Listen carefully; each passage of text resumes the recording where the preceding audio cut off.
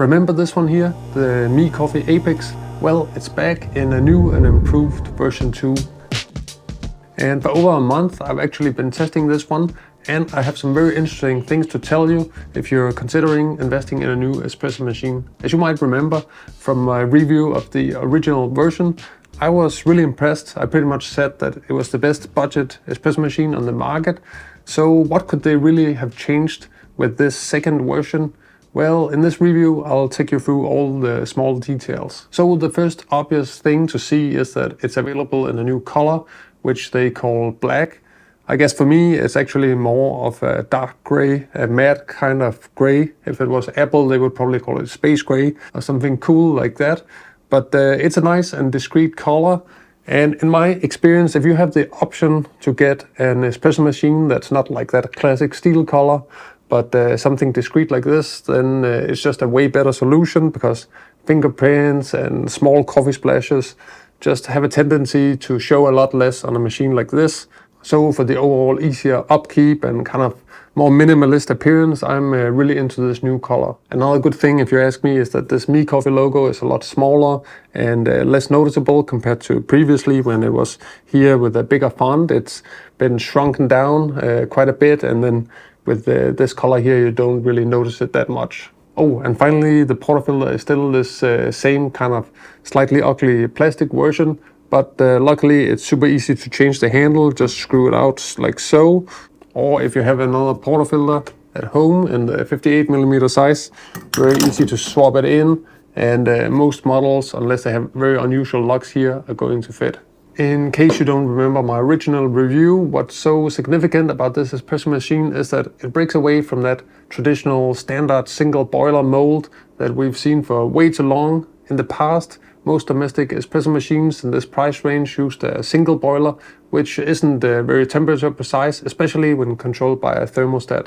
The result is a kind of fluctuating temperature going from too hot to too cold, leading to an overall poor experience. Machines like the Gadget Classic and the Rensselaer Sylvia have a lot of loyal followers, and for good reason, because they were good machines back then.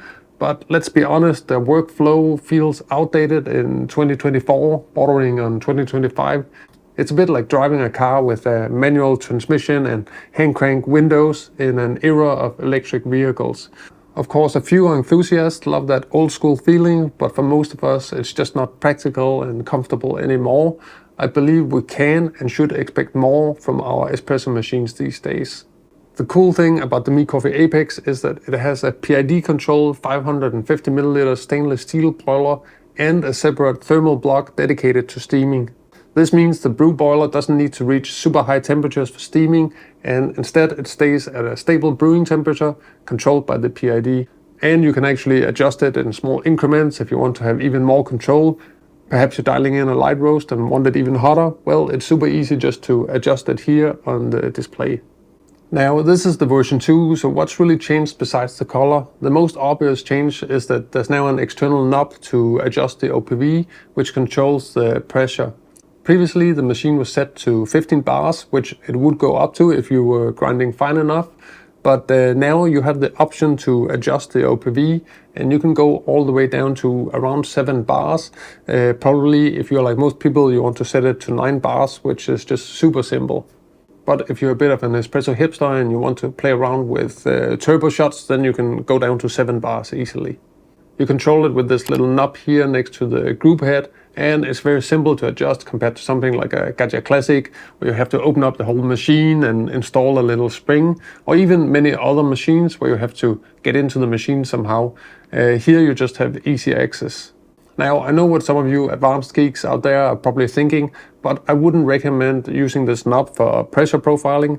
From my experience trying to play with it a bit during brewing, you get the feeling that you could probably damage the knob. So I think it's better that you just find the pressure you want to brew at and then let it stay that way. Of course, you also have some control over the water debit as you did in version 1 with this other screw here. So while it's interesting and fun that you can play around with all these things, I think generally you should just set it and forget it, because espresso is already pretty complicated with so many different variables, so it's better just to keep these things pretty constant. Another new feature is that you can experiment with the pre-infusion. On the original version, the pre-infusion was a bit problematic because it would just drizzle a little bit of water on top of the puck and not really saturate anything. But now you can actually control the timing, so you can decide how long time you want the pump to stay on. And if you leave it for 3 to 4 seconds, then that should be enough time to really saturate the whole pump. 3 seconds is going to give you around 18 grams of water, and 4 seconds is going to give you around 26, 27 grams. So I would say for most shots, that would be what you need probably. Of course, you can still adjust the brake before the pump kicks back on again, but now it's set to a maximum of 10 seconds. Compared to the previous version, the pre-infusion just works a lot better now, but is it really that much of a game-changing feature?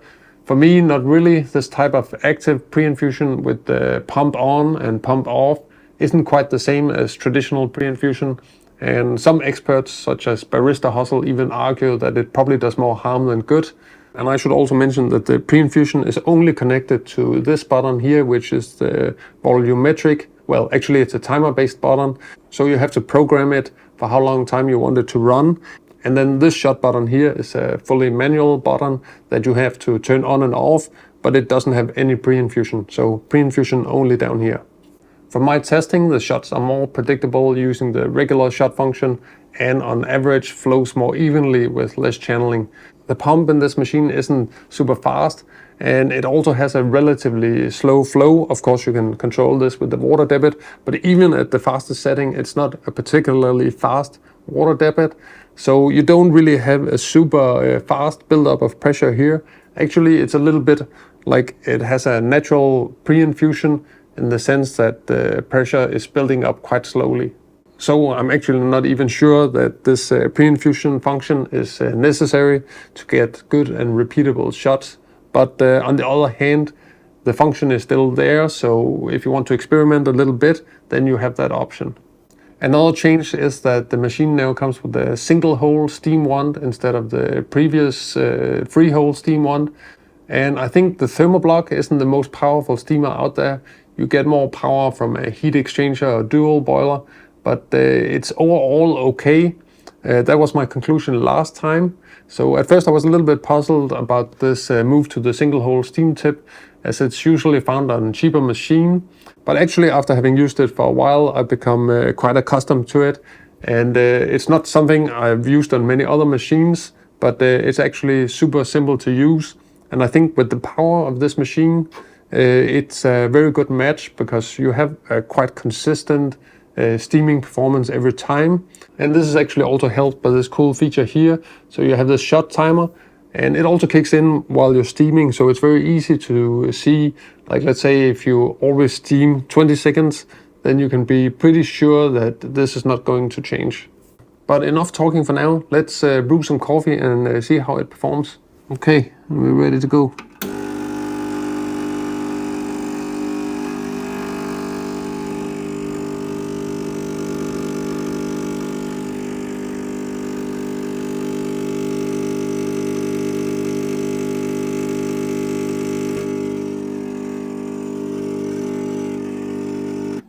Okay, and we have a 1-to-2 ratio, 15 grams in, 31 grams out in, I think it was 31 seconds. So pretty ideal. And the coffee looks pretty good. Let's check it out. Okay, let's try a little sip.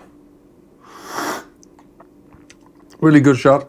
And that's been my experience so far with this machine here. I really do think if you have a capable grinder, you got good puck prep, good basket, good water, then they will all come together and this will just produce a really solid shot.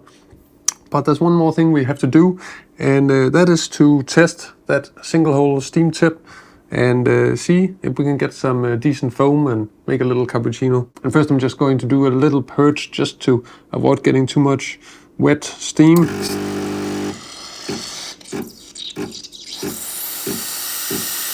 Now I'm going to try it at this angle here. It's not that easy.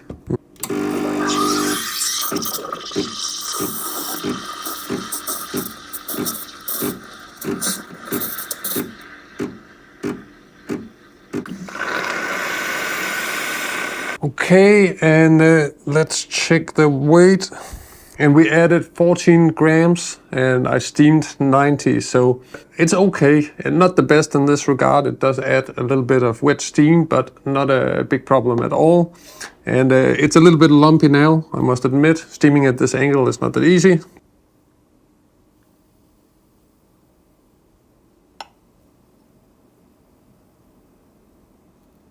Okay, not the most beautiful creation in the world, but that's how it is on this channel. I think it's kind of an anatomically correct heart. It looks a little bit. And let's try a little taste. This is really delicious. Now it's pretty late here for me, so I'm not going to drink the whole thing. But I think hot oat milk and a well-pulled medium roast shot, you can't really go wrong with that combination. If you're trying to learn latte art, then this will give you enough time to really learn how to texture the milk. And it's quite consistent, so in that regard, I think it also gets passing marks in the milk arena. So I guess there must be some downsides to this machine. Well, to be honest, it's not that much actually. I find the drip tray is a little bit annoying. If they shaped it differently, you could accommodate more different scales. Now instead it has this kind of angle all the way around. So it's much better with a really small scale. If you have one that's just slightly too large, it will sit uneven. Then it's also a little bit noisy. The vibratory pump is not the most quiet type. And yeah, then besides that, it's not the most beautiful machine in the world, but I think we can live with that at this price range here. So overall, not a lot of bad things to say. So what you're getting here is just pretty good beginner-friendly package. If you want to learn how to make real espresso, then this machine, you can do it on it. If you already know how to make good espresso and you want to geek out a bit more, then you also have that option. So it's just a very nice and convenient machine. And on my testing bench recently, I've had this machine and the Lilith Mara X. And actually there are more features on this machine that I miss on the Lilith Mara X, which is a lot more expensive than the other way around. So this timer, the PID control, the display, I really like all these things. So as you can probably tell, I'm still a very big fan of this machine. If you can remember what I said about it last time, then check out this review here where I talk about the version 1. So you can just click it and then I'll see you over in that video. But if you have any experience with the Miicoffee Apex, then it will also be cool if you can drop it down below in the comment section. That's it for today. I'll see you in another coffee video very soon.